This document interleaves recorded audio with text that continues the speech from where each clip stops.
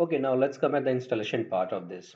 So the very first thing which we are going to do is we are going to download Docker from the Docker store .com, which you can see here store.docker.com, and here you can come for community edition to get started with, and later on you can switch to enterprise edition if you are having any license, or if your company is trying to get any license for that.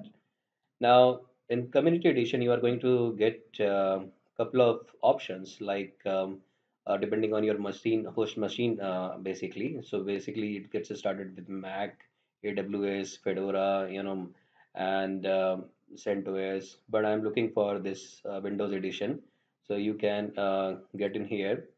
And one point is to note here: this Docker Community Edition for Windows is pretty much applicable for Windows Pro version and Windows Enterprise version.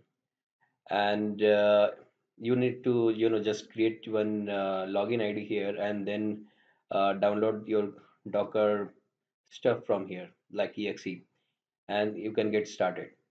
If you are running on Windows Home version, then you can install this Docker Toolbox for Windows. You can just search for Docker Toolbox for Windows, and you can follow this step-by-step process. This is pretty much well documented on that internet itself. Now, let's come on the installation step here. One thing you should be knowing that you should be um, when you are installing this particular version, virtualization on your box has to be enabled. If it is not enabled, then what will happen? Hyper-V message can come, or prompt can come to enable it you for by default, or you need to get into the BIOS option and then enable virtualization explicitly. There is slight chances for that latter part had to happen, but it may happen for that. Now, once you have installed this successfully, since I have already installed, so I'm not going to download this. So you will see this menu option in the toolbox, which is Docker is running. You can right click on this, and it will give you a couple of options here. So the only option which currently I am interested with is that settings part. And settings, basically we need to keep all the things as it is.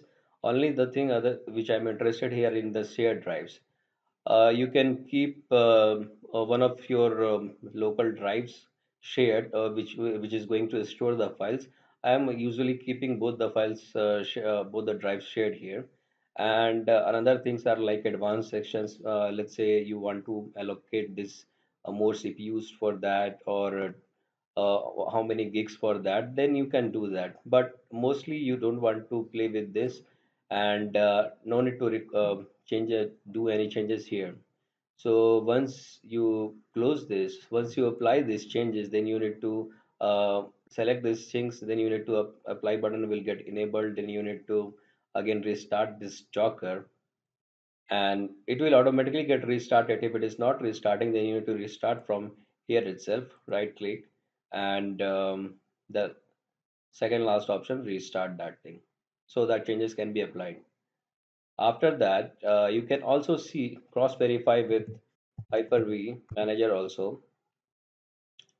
And here you can see this mobile Linux VM is running, which is saying that how much CPU uses based on what are the containers and all is running on your machine, and whether it is utilizing any things, and what are the memories allocated for this particular Linux VM. So this is the thing which you can do from here.